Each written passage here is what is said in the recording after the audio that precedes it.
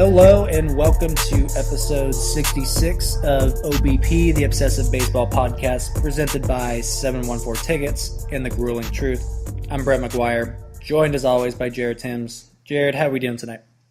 Doing fantastic. We are T-minus 2 days away from baseball season being back, so it couldn't be any better than this, and also not football season, so that's good. Yeah, we've got a couple fun things to talk about tonight. Before we get into that, I want to just remind you guys that 714 Tickets is sponsoring us. If you go to their website and use the promo code OBP2019, you'll receive 10% off on Angels tickets throughout the year, so make sure to go check that out. So today, Jared and I are going to talk about the Mike Trout press conference that took place on Sunday. Both him and I were in attendance with the media to cover the event, so we wanted to talk about that for a little bit. And then we were going to preview some of the divisions in baseball, going from worst to first, and then give some of our spicy hot take predictions at the end. So, Jared, let's talk about this Mike Trout press conference. Like I mentioned, we were both there. We kind of got to soak it all in, see what the atmosphere was like, and it was pretty crazy. You know, there's been several of these big press conferences before, but this one was probably the biggest yet, just because keeping your franchise player around for an entire career is just so monumental, and you could just kind of feel that energy throughout, you know, right when he, you know, walked out there, when he was speaking at the podium. I mean, it was just a pretty cool atmosphere. Yeah, you know, it was. I mean, we've been now to all three of the major press conferences that the Angels have had: Pujols, C.J. Wilson, Ohtani, and now Trout. You know, and this had a different feel to it. I mean, the other ones were like, you know, we're gonna win. You know, this is a big step the right direction. This one was, dare I say, more family type of thing. Like, you know, it's like, oh, this was the one, you know. I mean, that also we were covering it, so that helped huge. And you know, we both wrote fantastic articles. Which let's plug it now. Go read our articles. Give us a little love for this one. But I mean, besides that, I mean, yeah, we can talk about it a little bit too. The fan side of me was coming out, and it was hard not to smile as he was talking up there. You know, crying, tearing up. I won't say he was crying. He teared up a little bit, which was fantastic to see that. You know, he was talking about his family and such. And I think I've seen the press conference now 3 times on replay. So that was always cool. So, but yeah, it's kind of for us, once in a lifetime thing, I know. But yeah, great to see everything that happened. The emotional side of Trout was something that we generally don't see too often. I know much of the discussion about his, you know, approach with the media is just he's kind of more laid back. He kind of just gives you the generic, like, I'm here so I don't get fined type of answers. Like, so to see him from that perspective was very interesting, and almost was a little touching. You could just see how much this means to him. I mean, obviously having his family in attendance and stuff probably played a big role, but it was different to see that side of him, and you can really tell that this guy just wanted to be here, and that really kind of flipped the script on what the media really thought Trout was thinking the whole time. And, you know, he did make some comments throughout that, you know, he definitely thought about the future and what that would look like if the Angels weren't there. But, you know, it was interesting, he implied a couple of times that the Angels moving towards a better farm system and a better core was definitely a big part of this decision. And I know we kind of speculated that before, that was probably playing into his decision. Obviously, he wasn't going to sign up for the rest of his career if things were just continuing to go south. But just to hear him say that was interesting. And like I said, seeing that emotional side of Trout was something that we really haven't seen all that often so far. Yeah, no, definitely. I'll add one more thing on. To our listeners that are listening, if you can go back and find where I said that we're going to wake up one morning and Trout's going to be an Angel for life, because I know I said that in one of our podcasts, I will throw like a bobblehead or something autographed your way. I went back a couple of podcasts and I couldn't find it. If you guys can go back and find when I said that, I'll throw something your way. I promise you. Just tell me which one it was and slide into my DMs, and I will gladly compensate you for that, because I looked so hard to find that, because I know I said it on one of our podcasts. I feel like that was recent. It was probably in the podcast about Bryce Harper signing, because I know, like you said, we've kind of brought it up. Not every podcast, but I feel like it was every few podcasts we talk about the possibility, or at least like speculate when he was going to sign, how much he was going to sign for. So I think if one of our listeners just goes back a couple episodes, I think you're looking at getting a bobblehead or something from Jared. So Absolutely. yeah, take him up on that offer.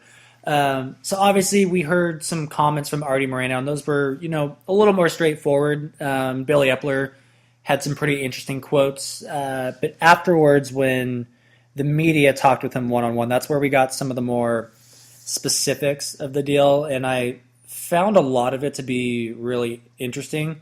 This is the main focus of my article about the Trout press conference, but it was just really interesting to me that internally the Angels have been talking about this Trout extension for years, but it doesn't sound like the Trout camp and the Angels camp really started communicating until literally last month.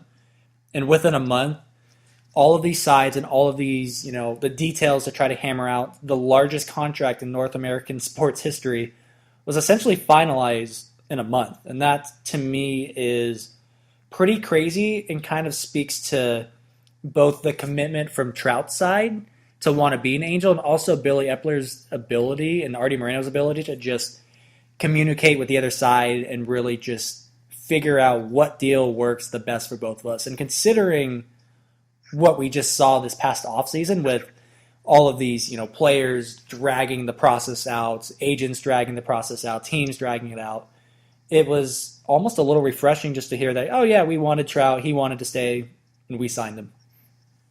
Yeah, and our listeners are going to get a sneak peek into what, we were able to talk to,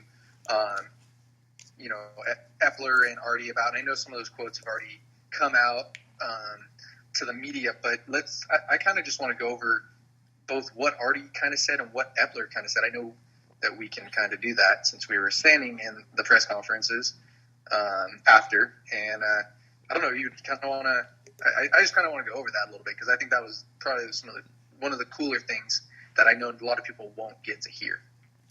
Yeah, no, absolutely. Artie Moreno talked for a long time. I know our good friend and listener Taylor Blake Ward had mentioned this to us afterwards. He said he's never seen Artie this engaging with the fans, and that was kind of surprising just because Artie seems to be the type of owner who has been pretty engaging in the past, but just to see him, he talked privately with the media for about 25 minutes after, and then he proceeded to go take selfies with the fans, and he was, almost like bubbly, like he wanted to talk. We've never seen him like this before, and I think it was pretty clear from his comments and Billy Epler's comments that Artie Moreno played a big role. I know it's been mentioned a couple times on social media that there was a one-on-one meeting that Artie Moreno and Mike Trout had at some point during spring training earlier this month. It was supposed to be a quick 15-minute conversation and ended up being about an hour long.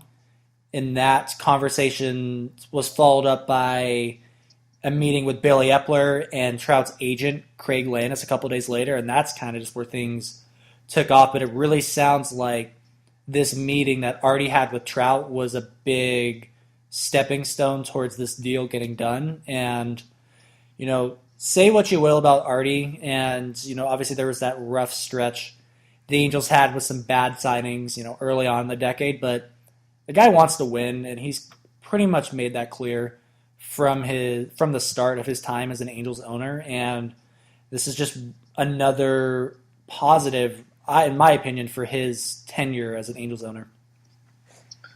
No, yeah, definitely. You summed it up perfectly there. With all the mistakes, I guess you want to say he made, whether you call Albert Pujols, C.J. Wilson, a mistake, or Hamilton a mistake, however you want to say those deals went. He's now redeemed himself almost, as not that I want him going out and saying, all right, next year let's go sign $500 million worth of players or anything crazy like that. But he's definitely, back at even, I believe, with the fans now. So Most definitely. Yeah, like you said, I mean, he's tried. It seems like his best interests are trying to put a competitive team on the field, and the fact that he was able to help keep Trout along for this long is obviously a big thing for him. And from Billy Epler's perspective, I mean, it was just really interesting to hear him talk. And he talked about his own sense of urgency to try to get this deal done because he didn't want everybody involved in the process to feel like this was going to be a question that was brought up literally every single possible opportunity throughout the year. Like both parties wanted to just get this done, figure it out.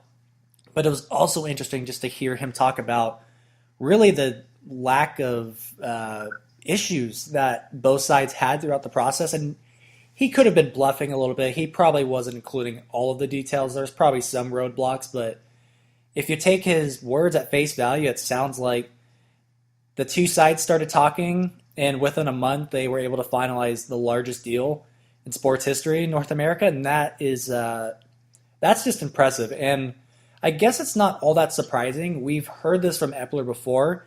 His ability to communicate and his transparency with other players, has been a big calling card for him, and it's one of the reasons why Shohei Ohtani is an Angel, and it sounds like it's a good reason why Mike Trout's going to be an Angel for life. Yeah, absolutely.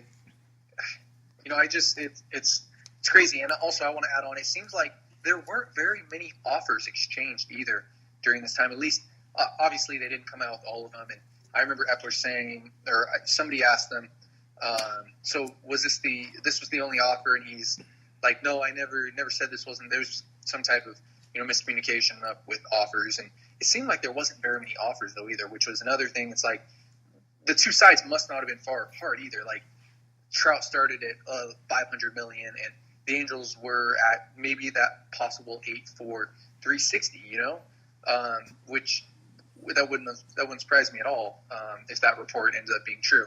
So, and then they met at this spot right here where they felt comfortable. But again, it didn't feel like there were too many offers exchanged. I mean, can you really exchange so many offers in a month type of thing? So, yeah, that's the crazy part about this. It all happened. So I would assume this happened really quickly, especially for this type of deal.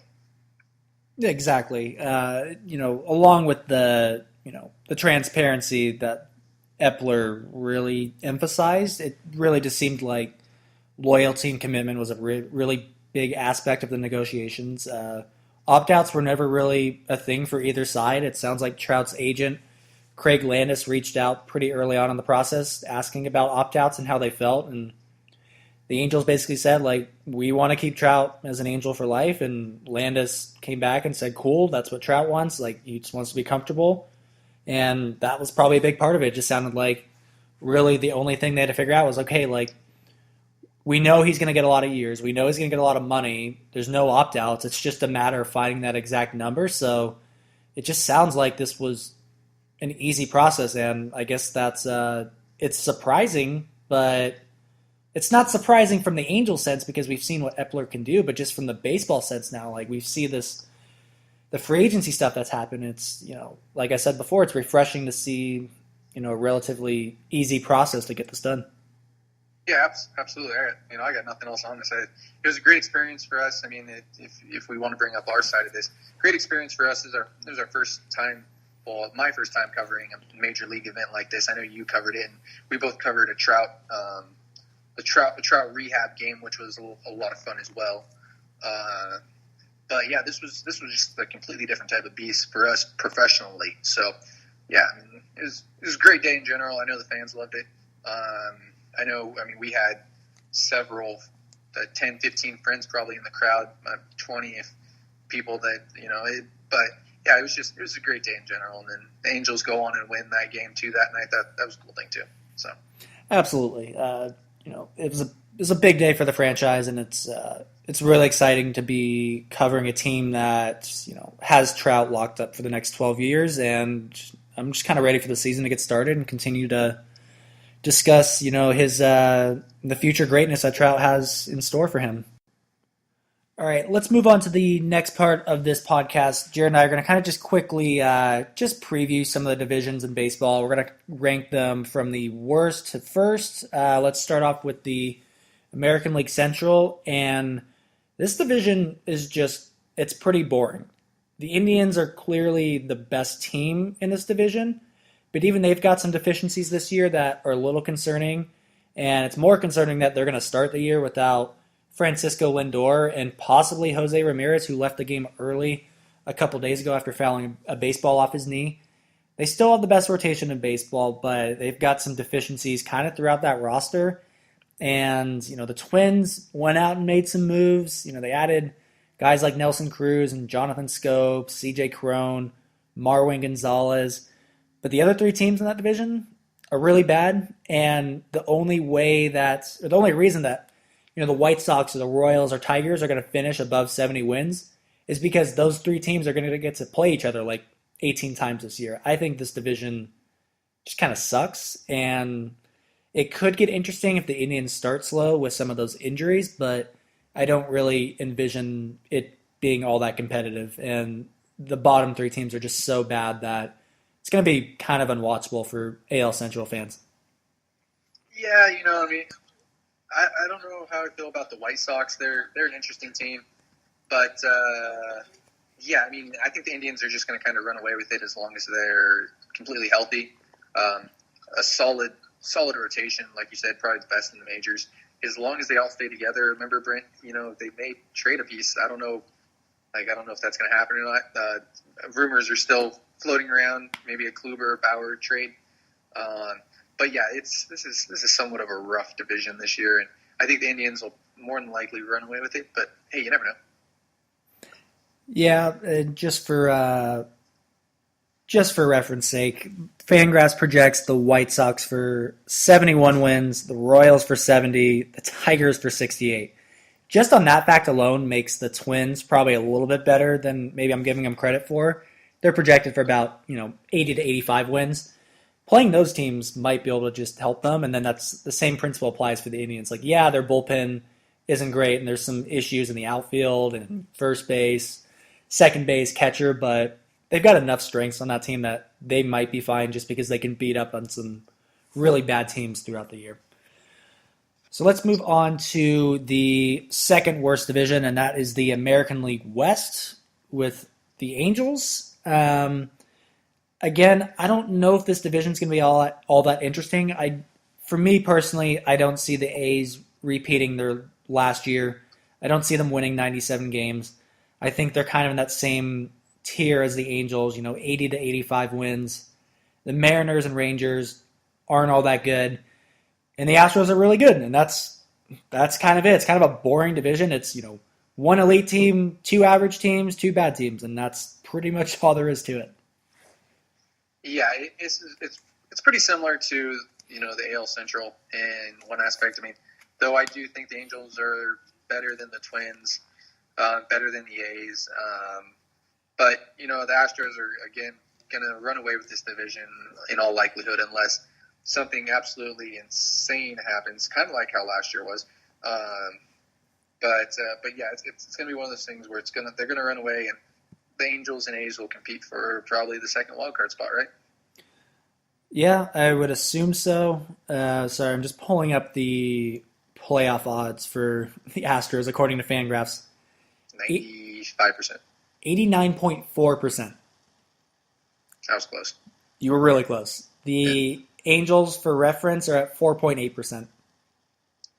Yeah, that's not good. I mean, sounds about right. Even if you're like the most optimistic Angels hype man, I don't see how they're possibly going to compete for winning this division. I mean, the Astros would need to do so poorly in so many different areas, and I think there's just too many strengths on that team for that to happen. The only reason this division is interesting to us is because we're talking about the Angels, right? Yeah, I agree. I mean that but between the Angels and Astros, it'll be like if we're talking about second place competition type thing. That's going to be pretty interesting, I think, because I think the Angels and Astros are both really similar in ways, or A's, sorry, are very similar in ways. But Yeah, I don't know. The A's are in first place right now. Wait, no, didn't the A's lost their first two games? Mariners in first place. Yes, Mariners in first Mariners place. have Sorry. the Mariners are the best team in place. baseball so far. Obviously, that's sustainable. They're going to win 162 games. Insane. Moving on to the next division, the National League West, and looks like it's going to be the same at the top. The Dodgers are still pretty damn good. The Rockies have some pretty damn good players, but some pretty rough spots in that roster, but they're probably going to finish second. But you're looking at the bottom of the division, that's where it's changing a little bit. Arizona lost Paul Goldschmidt, AJ Pollock, and Patrick Corbin, and that's the trifecta of their core players that they had for so many years. They're probably a sub 500 team. The Giants could be really bad. Depends on how their year starts and whether they decide to sell or not. The one wild card team, and I'm sure you agree, is San Diego Padres. Obviously, adding Manny Machado was huge, but they also have such a good farm system with so many prospects that are kind of right on the fringe of making the major leagues that they could win like 72 games, and they could also win like 88 games, and it really wouldn't surprise me all that much. No, I agree. I mean, I still think they're a year away from really competing, at least with the Dodgers. But, hey, I mean, wild card spot, I mean, that's definitely – it might be interesting, though. The another division in the NL will probably take at least one of those wild card spots, if not two of them. But besides the point, I mean, yeah, the Padres are definitely like a huge wild card. Like the Fangraphs has them projected for 79 wins, which I think is about right. I'd put them closer, I guess, to a 500 team, but I mean that's not too far off. 79 wins instead of 81 isn't too far off. But a lot of interesting pieces there, and we're going to have to get into a Padres game or two.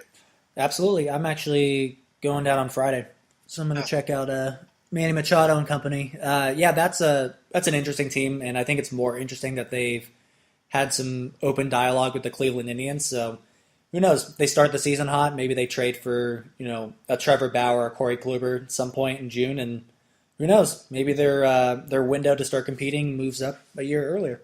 Yeah. Question here. Yes. Have we ever seen a team sell that is going to make the playoffs? The only recent team that comes to mind, and they don't fit the criteria because they didn't make the playoffs, but you remember the Yankees sold all their relief pitchers off, and they still almost made the playoffs? Yeah, they won like 90-something games, I think, that year. I think they're 88 to 90 wins or something like that, but like that was the point. Got super hot. That was the point in time where I think everybody, like any non-Yankees fan, was just like, really, like this shit again? Like they tried to like not actively lose, but they sold off their pieces and got prospects in the process and still managed to almost make the playoffs. And that's why the Yankees are as good as they are now.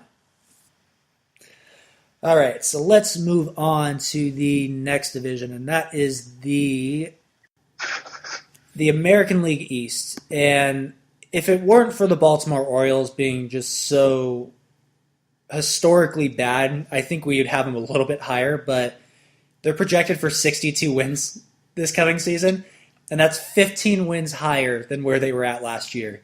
The top of the division is really good. The Boston Red Sox won a crap ton of games and the World Series last year.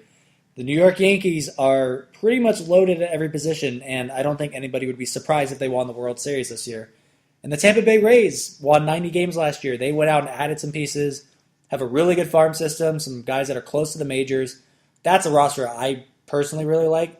It's a good division, really good at the top, but I think the Orioles are just so bad that you can't really move them up any higher because they're going to really just sink the total wins in that division. Yeah, like as much as I want to talk about how good the Yankees are, the Orioles are just that bad. Like we don't talk bad about very many teams, but like last time I can think of a team being this bad, it is when the Astros came over to the AL. That was the last time I can really think of a team like. I know this has happened, but can you name like 5 players on their 25-man roster? Let's play a game. Let's try to name as many Orioles as we can. Okay. Let's start with Nate McLeod. Just kidding. Nate McLeod. Chris Davis. Chris Davis. Mark Trumbo. Trumbo. Jonathan VR. VR. Chance Cisco, Yeah, Joey Ricard, yeah. Dylan Michael Bundy. Givens, Dylan Bundy, You said Michael Givens at I think 7. Givens. Alex Uh, Cobb is 8. uh, Um, um, Austin Hayes, did Tillman 9. retire? I don't know. uh, I'm really trying to think here. There's Yeah, got to be. again, their outfield. We have not named one outfielder yet. Okay, to be fair, literally like almost their entire roster is gone from last year. I mean, there's no Manny Machado, there's no Jonathan Scope, Adam Jones, Darren O'Day, Brad Brock. I mean, all of those guys are gone. Kevin Gossman, like there's literally nobody there anymore. Yeah, Okay, that's so rough. what did we get? 9? All right, we're doing. I counted 9 to 10. I don't know. Chris Tillman, I think retired, right? Died. Yeah, Not I there. want to say you're right. I feel like I believe you. That's probably right. Okay. Okay, but yeah, top of the division's really good. Bottom, not so good. Yep. So for the top 2 spots, Jared and I were unsure. So we're each gonna name our top ones, and then we'll argue it. So number 2 for me is the National League Central. Top 1 is the National League East. Jared? Is that your top one? Yeah, National League East is my top one. I make the argument for NL Central just because the Cubs are still really good. The Cardinals are much improved, and they got Goldschmidt. Ozuna's going to have a bounce back year. Yachty's still there. The pitching staff is still really decent, and a guy named Jack Flaherty, right? Is that how you say his name? Yep. Jack Flaherty is going to be absolutely unbelievable. Not to mention Jordan Hicks out of the bullpen throwing 105. The Brewers last year almost made it to the World Series. They lost to the Dodgers. So there's that. Christian Yelich. The Reds are going to be much, much, much improved. Though I don't know if they have enough to really compete, but they did make a couple big trades. And Sonny Gray bounce back here, So I don't know. They're both divisions are 4 deep. If you were to switch the Braves and the Mets, I think in the East, I think that's a little bit closer to what I have. Though they're all 1 game apart. So I don't know. It's a tie.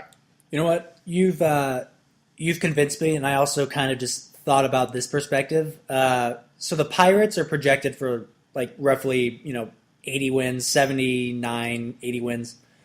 The Marlins are really bad. And the Marlins are playing in this division with 4 really good teams or, potential playoff teams. They might finish with the worst record in baseball. So I think if your criteria is, okay, what's going to be the most competitive 1 through 5 division, I think the NL Central wins because even the Pirates have a pretty decent team. I don't think they're going to be bad. I think they're the best last place team in any division. The Marlins are terrible.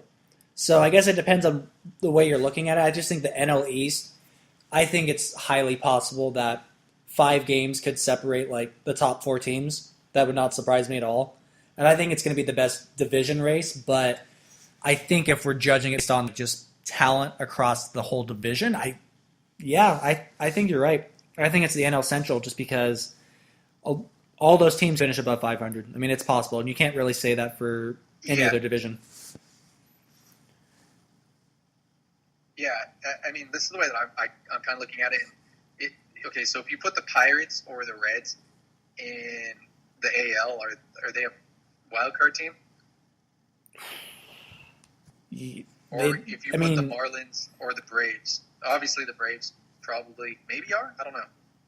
Yeah, that's an interesting thing to think about. The Reds are interesting. Like I said, I think every team in the NL Central is interesting in their own right.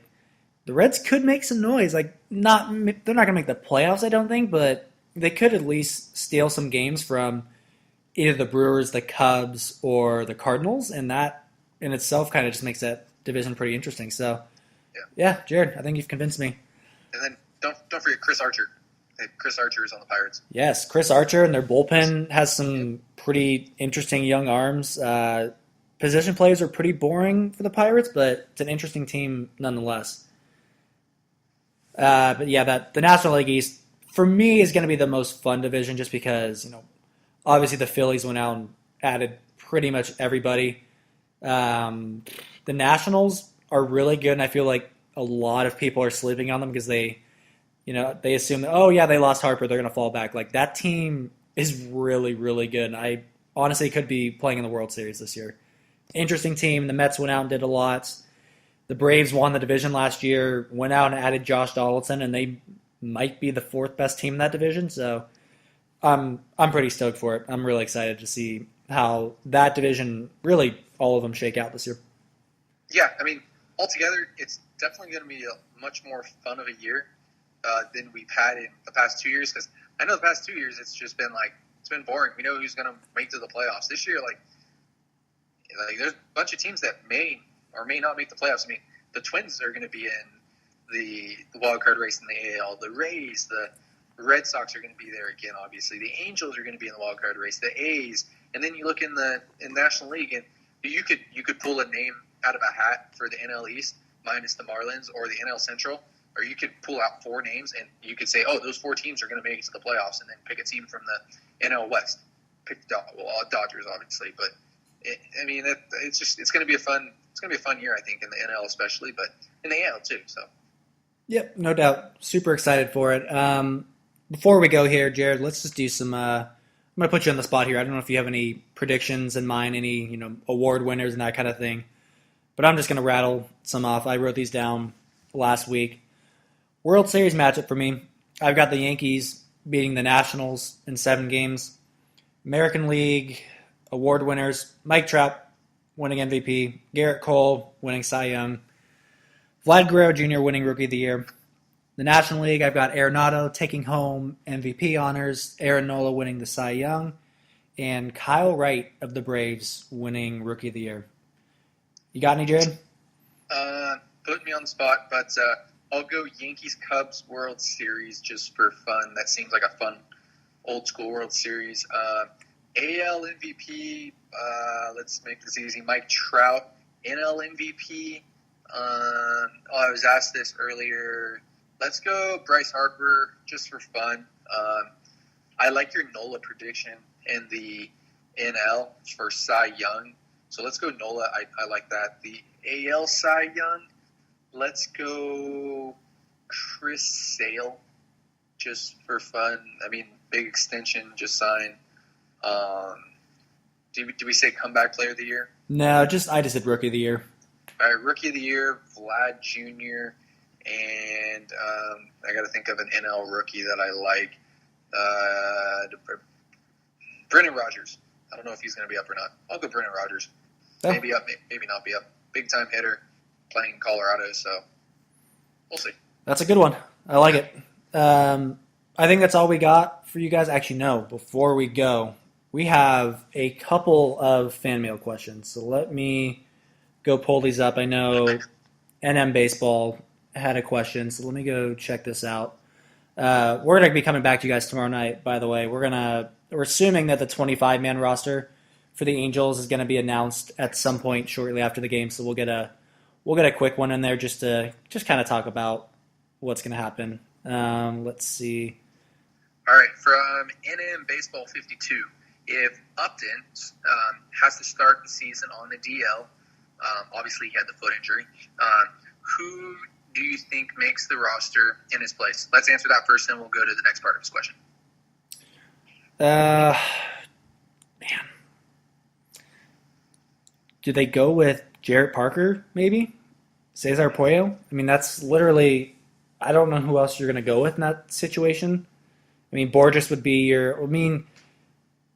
I know the follow-up question, part of this question might be asking about, like, Fletcher playing in the outfield, so maybe that's what they do. Maybe Borges is just playing every day in left field for a little bit, and then Fletcher can play out there if they need him.